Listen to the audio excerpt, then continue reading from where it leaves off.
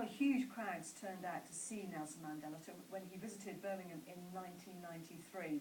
Just months before he became the first black president of South Africa, he met with civic leaders, communities and school children. One of those he met was Shane Ward, who saw him speak in Handsworth. Brilliant. The best thing that could ever happen to black people in this country is Mandela coming here and thanking us for all the support that we've given you.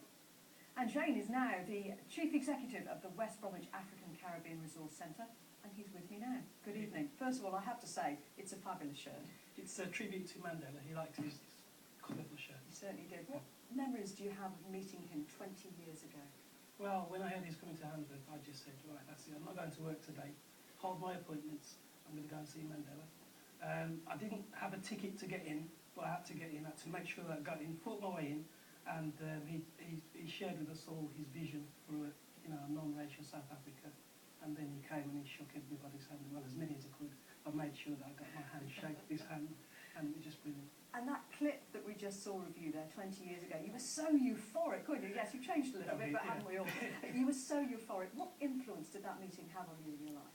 Well, it just made us realise that, sometimes we have issues, whether we think they're serious issues, but that man spent 27 years in prison, and he came out, and he wasn't vengeful. He just said, we need to get on with peace, and that's what was left with me. And what have people been saying to you today, friends and colleagues, about Mandela? Well, my mum was crying, but she said she was crying, but she was also joyful that he's away from his pain. And she compared him to Jesus Christ. He's next to Jesus in my eyes, and that's how important he was. People have been ringing up and saying, but it's joy and it's also sadness. Joy about the legacy that he left, because obviously, as black people in this country, we always looked to Africa and America as for ideals, and Mandela he was really the tops. And what about that legacy, Shane? How do we all make sure that Mandela's legacy is continued? When we saw the children from the Nelson Mandela School in Bob's report, so how do we make sure that they can continue his legacy? It's important that we as elders pass on the message and pass on what it was about. The ANC were made up of people from Africa, they're made up of Asians and made up of whites. They were across the board, and we need to remember that. So they were all fighting for a just cause.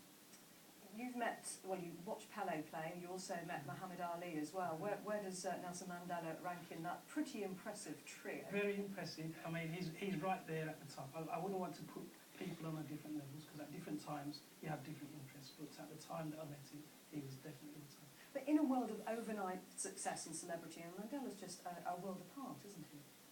He's several worlds apart, and I think the fact that all the celebrities wanted to go and meet him shows how, the esteem that he was held in.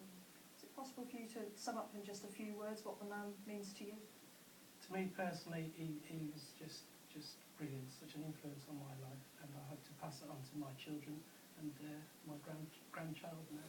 So, yes. Shane, lovely to meet you. Thank you very much indeed for sharing your memories of meeting Nelson Mandela. Thank you very much. Well, books of condolence